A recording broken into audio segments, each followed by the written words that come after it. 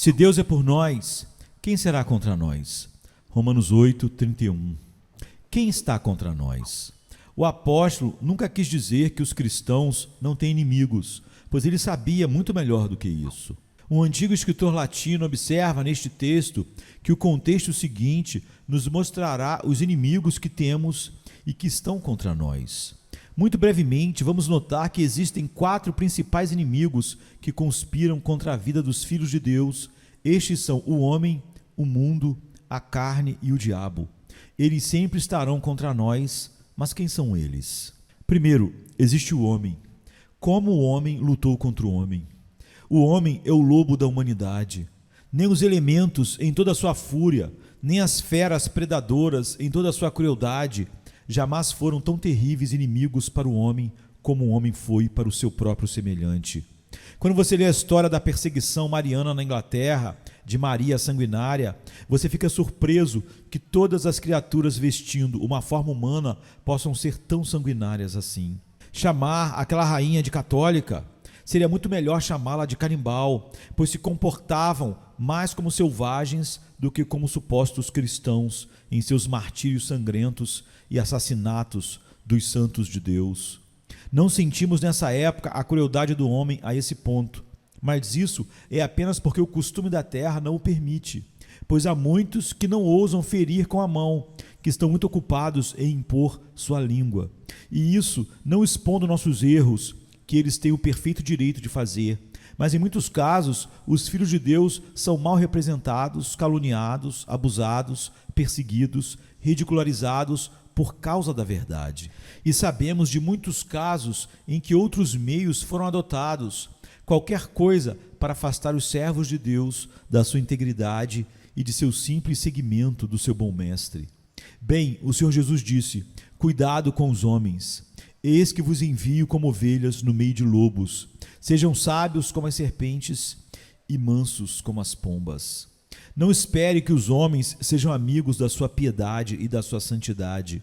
Ou se forem, suspeite da realidade daquela piedade da qual o ímpio consegue ser amigo.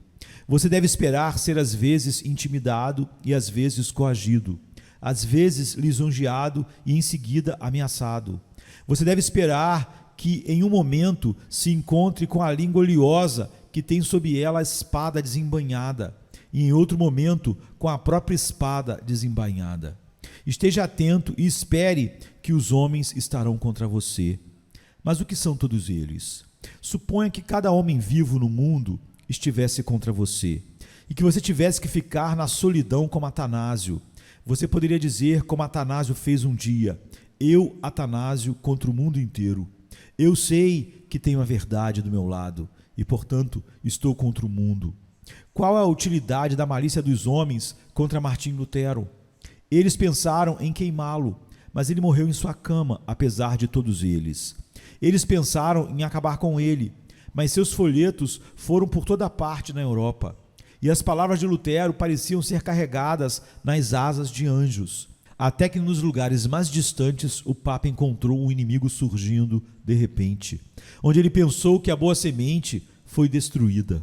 Aqui está uma grande assembleia, mas eu não sei se é de grande utilidade pensarmos em números, quantos somos, se somos muitos. Eu questiono se a verdade geralmente não tem que estar com a minoria, e se não é tão honroso servir a Deus com 2 ou 3, como seria com 2 ou 3 milhões. Pois se os números pudessem tornar algo certo, a idolatria deveria ser a religião certa. E todos os pecados deveriam ser aplaudidos, já que a maioria os pratica todo o tempo. E se em países do outro lado do mar os números tornassem a coisa certa, ora, aqueles que temem ao Senhor seriam realmente poucos, e a idolatria e o romanismo seriam a coisa certa, ou então as religiões totalmente pagãs no Oriente. Nunca julgue de acordo com os números. Diga que eles não são nada além de homens. Afinal, se eles são homens bons, lutam ao nosso lado. Mas se eles e a verdade estão lutando entre si, discuta com eles, não importa se eles sejam a maior parte que enche esse planeta. Seja amigo da verdade. Faça o seu apelo à lei e ao testemunho. E se eles não falarem de acordo com esta palavra, é porque não há luz neles, diz o profeta. E se não houver luz neles, não confie na sua alma com eles em nada. Porque se um cego guiar outro cego, ambos cairão na cova. Quem então e o que são os homens? Apenas fantoches movidos pela mão de Deus. Ele tem o cordão para puxá-los da maneira que ele quiser. E se eles não o servirem, ele logo poderá colocá-los silenciosamente na sepultura. Portanto, não tenha medo do filho do homem, que é apenas um verme, um montinho de pó. Não te assustes com ele. E se ele colocar diante de você uma face cheia de ódio, olhe-o no rosto com a tua própria veracidade e coloque-o em rubor. Isso que foi ótimo em Latimer, quando ele pregou diante de Henrique VIII. Ele desagradou grandemente sua majestade por sua ousadia em um sermão pregado perante o rei e foi ordenado a pregar novamente no domingo seguinte e a pedir desculpas pela ofensa que havia feito. Depois de ler o seu texto, o bispo começou o seu sermão. Rui Latimer, você sabe diante de quem está para falar? Ao alto e poderoso monarca Henrique VIII, a majestade mais excelente do rei, que pode tirar sua vida se você o ofender novamente. Preste atenção para não falar palavras que possam desagradá-lo. Rui Latimer sabia diante de quem ele estava pregando, mas não diante de Henrique VIII, mas diante do seu próprio Deus. Então ele foi lá para transmitir com fidelidade a palavra de Deus, e ele continuou com o mesmo sermão que ele tinha pregado no domingo anterior, mas com consideravelmente mais energia. Essa coragem é a que deve ser mostrada por todos os filhos de Deus diante de qualquer homem, por mais poderoso que ele seja e por mais numerosa que seja a multidão diante dele.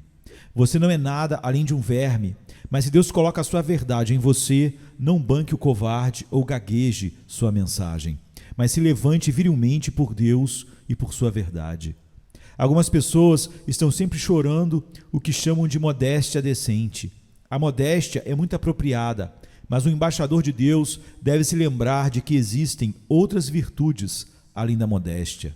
Se Sua Majestade enviasse um embaixador a um país com o qual estávamos em guerra, e o homenzinho entrasse na conferência e dissesse: humildemente, espero que desculpem minha presença aqui. Desejo ser completamente complacente com todos vocês, grandes senhores. Sinto que sou um jovem e vocês são muito mais velhos do que eu, e, portanto, submeto de bom grado meu julgamento à sua sabedoria e experiência superiores. E assim ele continuasse: ora, eu tenho certeza de que Sua Majestade a Rainha o ordenaria voltar imediatamente e lhe ordenaria que se afastasse completamente de tudo que diz respeito às coisas do reino. Que negócio tem ele de se humilhar quando é embaixador da rainha? Ele deve se lembrar que está vestido com a dignidade do poder que o enviou. Da mesma maneira, assim é com o ministro de Deus, e ele considera uma vergonha imunda se rebaixar a qualquer homem. Ele toma como seu lema: cedo nulli, eu não me rendo a ninguém. E pregando a verdade de Deus em amor e honestidade, ele espera ser capaz de, por fim, prestar contas justas a seu mestre, pois somente a seu mestre ele se mantém ou cai. Em segundo lugar, o adversário é o mundo.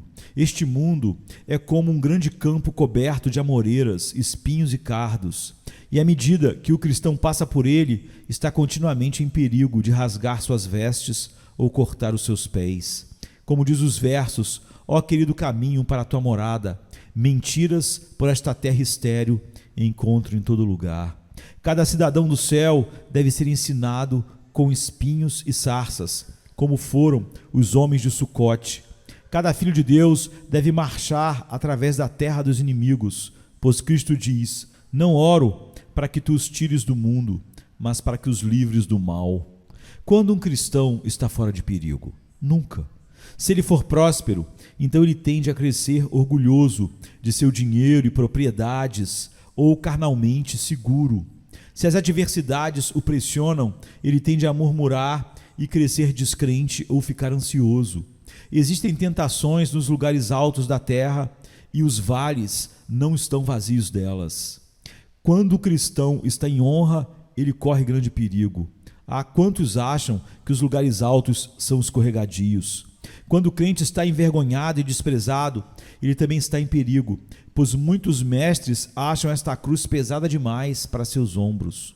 Um crente deve andar por este mundo esperando encontrar um inimigo atrás de cada cerca viva, considerando que é uma maravilha se ele escapar por um único dia sem uma bala do inimigo.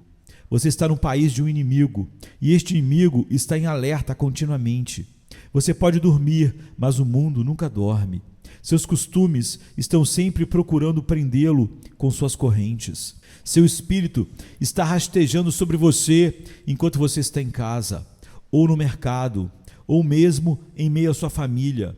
Você descobrirá que a própria atmosfera deste mundo tende a fazer você dormir como os outros.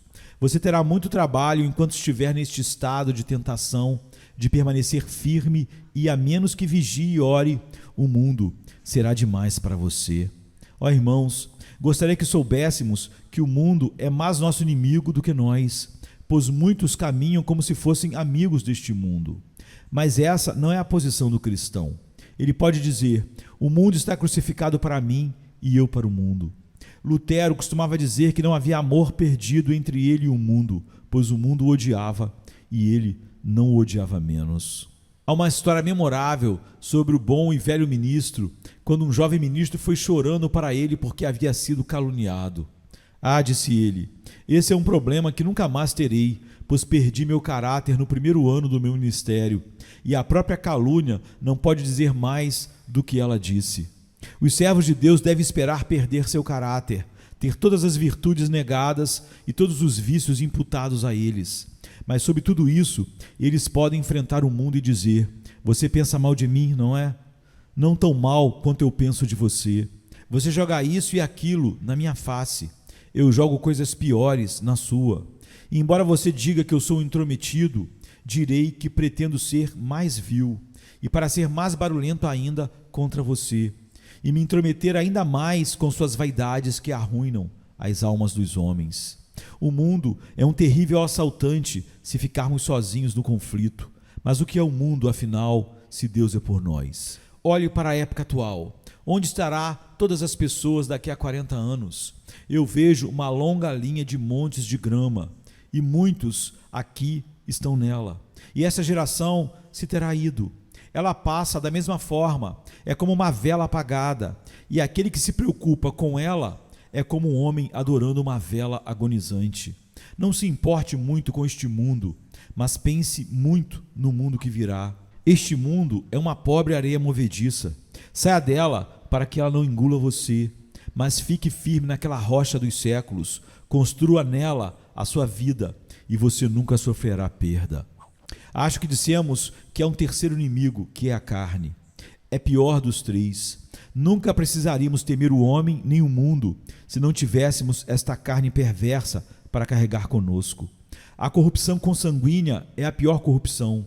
Senhor, disse Agostinho, livra-me do meu pior inimigo, aquele homem perverso, eu mesmo. Se um cristão pudesse deitar-se e fugir de si mesmo e nunca mais se ver, ele ficaria encantado além da medida. Pois verdadeiramente em mim, diz Paulo, na minha carne não habita bem algum. É a experiência não só do apóstolo, mas de todos os filhos de Deus. Quando você quer fazer o bem, o mal está presente com você. Você quer voar, mas como o falcão que tem uma corrente na perna, você só pode esticar suas asas e esvoaçar. Você não pode subir no alto. Você deseja sentir seu coração tão quente quanto um forno, mas há uma montanha de gelo dentro de você que esfria seus desejos flamejantes. A vontade está presente com você. Oh, se você pudesse ser o que deseja. Mas como fazer o que é bom, você não descobre perfeitamente, por causa da enfermidade e fraqueza da sua natureza e da depravação que herdou de seus pais. Alguns de vocês têm um temperamento irritável. Será a sua praga até a morte, você terá que mortificar sempre isso. Outros, embora saibam e desejem ser liberais para a causa de Deus como devem ser, ainda assim é preciso lutar contra uma disposição gananciosa dos seus corações. Alguns têm que lutar contra a leviandade, outros contra o orgulho, e por outro lado, existem alguns de nós cujo fardo diário é lutar contra o desânimo e o espírito abatido, Pois todos temos que lutar contra algum pecado que nos assedia, mas se Deus é por nós, o que importa a carne? Ah, pobre carne, você pode chutar e lutar como quiser, mas quando Deus segurar seu cetro de prata sobre você, você certamente se renderá. Quando Jeová decreta que um homem deve ser santificado, a carne do homem pode chorar e gemer, mas a fornalha o refinará. O Espírito Santo o purificará, e a experiência o ensinará, e o sangue de Cristo o aperfeiçoará, e ele mortificará os pecados que foram cancelados na cruz. Apesar desse nosso coração perverso, devemos subir nas asas de águias e ser encontrados sem falhas perante o trono de Deus. O último inimigo é o diabo. Não sei se ele é pior do que a carne ou não, mas acho que posso colocá-lo no mesmo nível, pois quando o diabo encontra a nossa carne, os dois apertam as mãos e dizem: como vai você, meu irmão? Verdadeiramente os dois são irmãos, pois nossa carne estava originalmente na família da ira. Ah, aquele arquitraidor Satanás! Mal sabemos que tentações ele está tramando e planejando para nós nesse instante.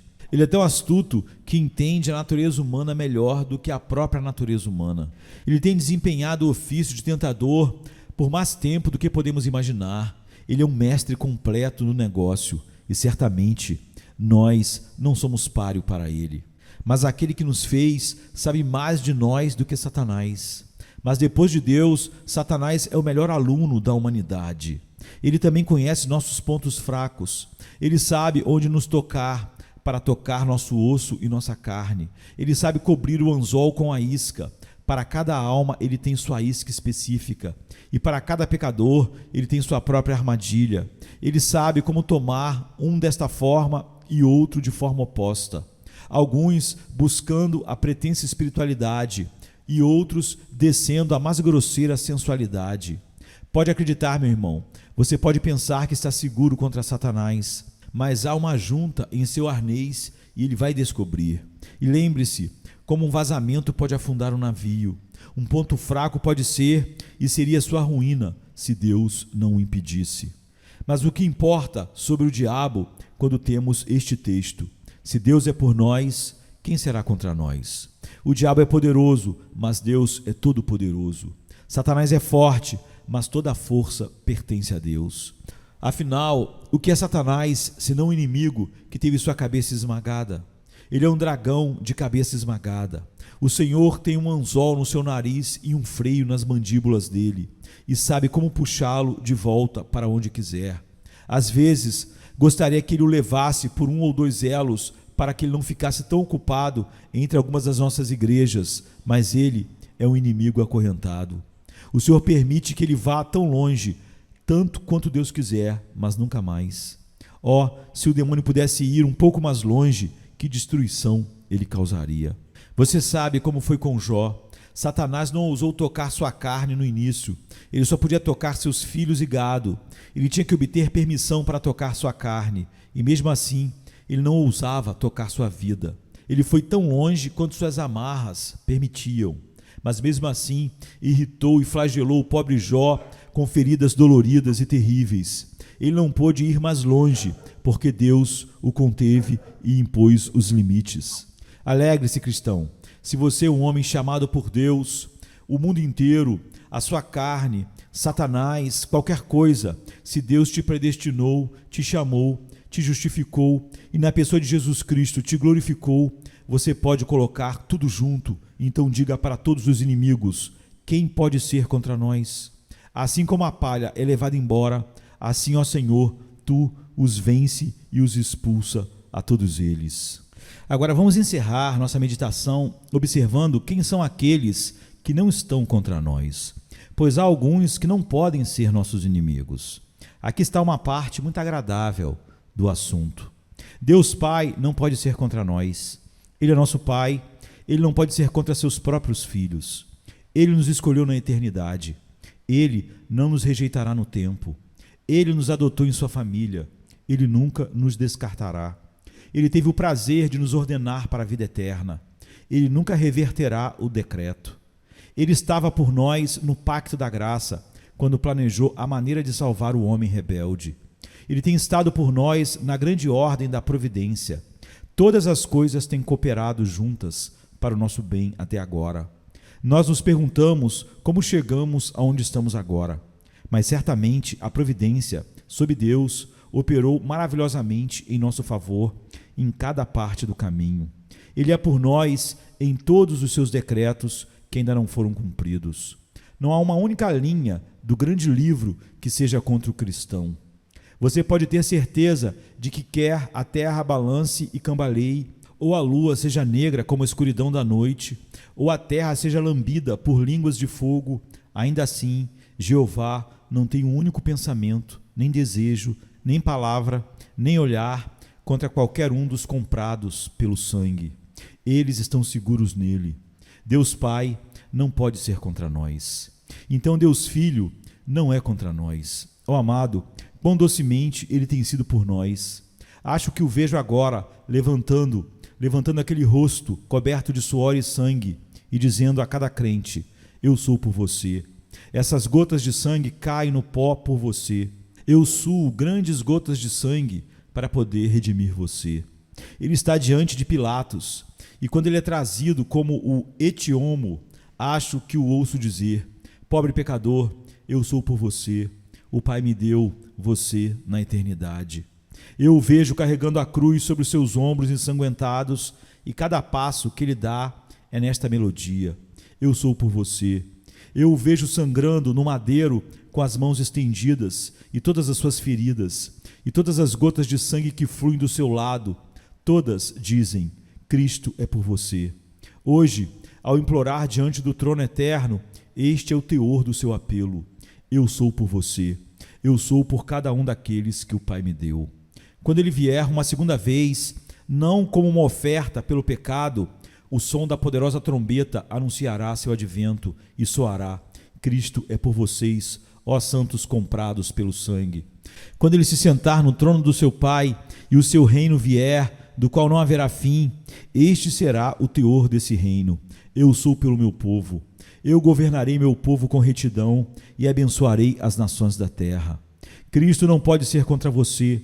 Você não pode olhar para aquele rosto querido e pensar que ele o deixará. Seu marido é casado com você e ele provou seu amor por meio de toques indiscutíveis, que você não deve, você não pode duvidar disso. Filho de Deus, quase te desafio a duvidar do amor do teu Senhor Jesus Cristo. Como ele pode se afastar de você? Ele poderia ter comprado você por um preço tão grande. Poderia ele ter sofrido tanto por você e ficado debaixo da ira do seu pai e ainda deixá-lo, jogá-lo fora no montouro? Impossível, impossível. Essas feridas selam para sempre sua segurança eterna. Então, o Espírito Santo não pode ser contra nós. Ele deve sempre, como consolador, confortar seu próprio povo. Como o iluminador, ele deve nos conduzir à verdade. Como grande doador da vida, ele deve sempre nos despertar da nossa morte de pecado. Qualquer que seja o poder do Deus Espírito Santo, ele está comprometido por nós. Vede, eu estou com vocês sempre, até a consumação dos séculos, disse Jesus. E ele está conosco através do Espírito Santo que habita em nós. Então os santos anjos, eles não podem ser contra nós. Quando Eliseu pediu para Deus abrir os olhos do seu servo, ele já havia gritado: ai de mim, mestre, o que devemos fazer? Estamos perdidos. Quando ele viu os sírios e seus carros de guerra, mas agora seus olhos foram abertos e ele vê cavalos de fogo e carros de fogo ao redor de Eliseu. É assim com você. Os anjos são espíritos ministradores que ministram aos herdeiros da salvação. Eles os sustentam com suas mãos para que não tropecem em uma pedra. Milhões de criaturas espirituais caminham nesta terra, tanto quando acordamos, quanto quando estamos dormindo. E quando os anjos caídos vêm nos atacar, os bons anjos de Deus lutam contra eles, e muitos duelos celestiais são travados, onde ninguém, exceto olhos espirituais, podem ver. Uma grande luta sagrada continua pela defesa dos santos, assim como Miguel lutou com o dragão pelo corpo de Moisés. Os bons anjos de Deus são todos por nós, e aqui podemos nos alegrar. Então sabemos que a lei de Deus não pode ser contra nós também. Ela foi nossa inimiga uma vez pelos nossos pecados, mas agora está satisfeita. Cristo a tornou honrosa. Não tem uma palavra a dizer contra qualquer alma que é justificada em Cristo. A justiça de Deus não tem uma palavra a dizer contra o cristão. Pelo contrário, a justiça se contenta em confirmar o decreto salvador. A justiça diz: aquele pecador não me deve nada. Cristo pagou suas dívidas. Jamais irei colocá-lo numa prisão. Não tenho direito de fazer isso, pois Cristo foi preso em seu lugar. Não vou colocar meu chicote sobre seus ombros, pois os ombros de Cristo sofreram o chicote da justiça no lugar de cada crente. Então, cristão, quem quer que seja contra você, aqui está um consolo. Deus Pai, Deus Filho e Deus Espírito Santo nunca podem ser contra você. Os anjos do céu, a lei e a justiça de Deus, eles devem sempre ser por você. E se for assim, quem pode ser contra você? 2 observações e chegamos ao fim.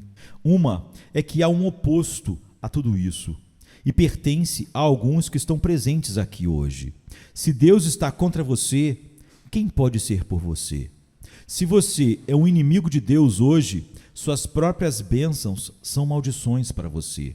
Seus prazeres são apenas o prelúdio de suas dores. Lembre-se, pecador, que quer você tenha adversidade ou prosperidade, enquanto Deus estiver contra você, você nunca poderá prosperar de verdade. Se você se espalha como uma árvore de louro verde, é apenas porque você pode estar pronto para o machado. Você pode ser engordado com riquezas, mas você está preparado apenas como boi para o dia da matança. Leve essas palavras para casa, eu lhe peço, e deixe-as ressoar em seus ouvidos. Se Deus é contra mim, apenas essa suposição, uma suposição que é um fato, porque você não está em Cristo, você não tem um coração capturado pela beleza de Cristo. Se Deus for contra mim, você vai pensar sobre isso em seu caminho para casa, levar meia hora esta tarde para pensar sobre isso em sua casa. Se Deus está contra mim, o que acontecerá?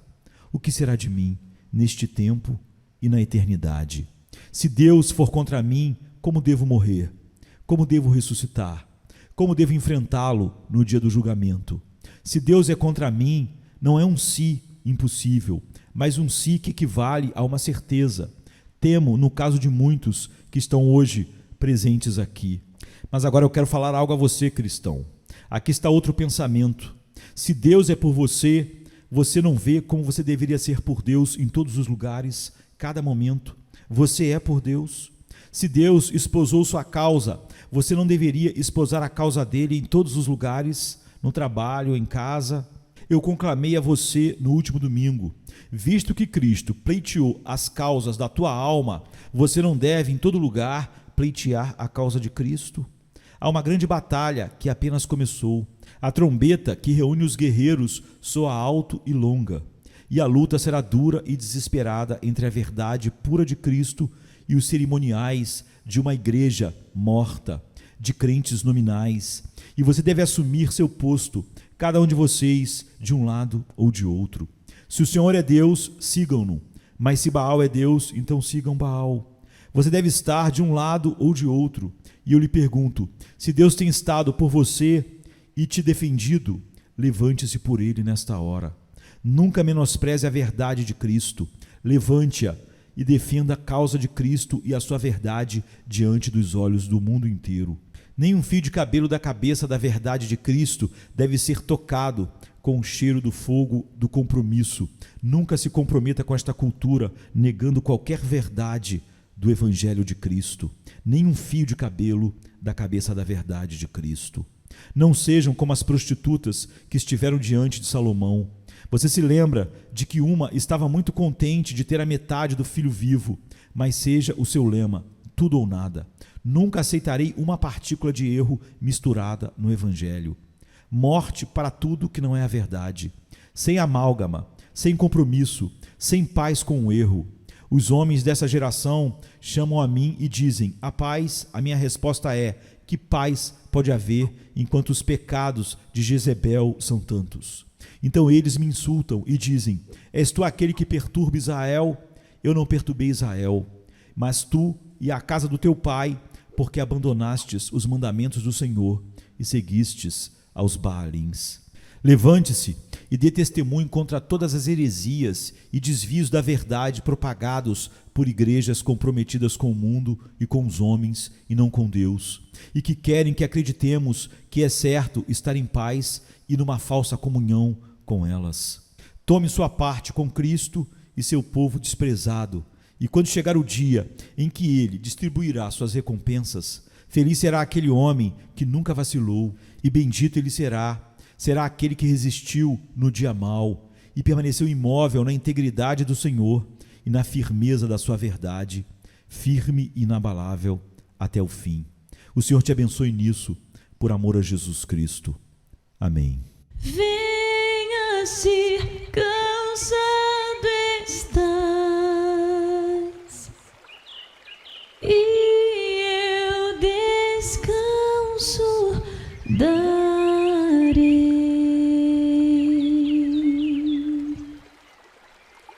Tu descansarás.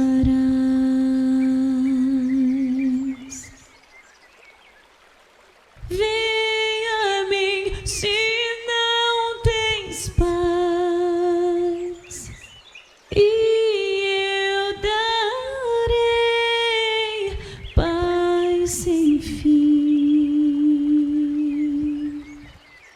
Terás paz sem fim. O meu jugo é leve, o meu fardo graça dá. Tome tua cruz, te darei a paz.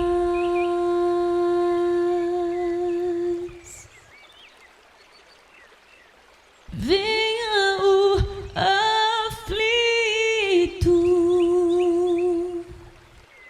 e lhe darei paz,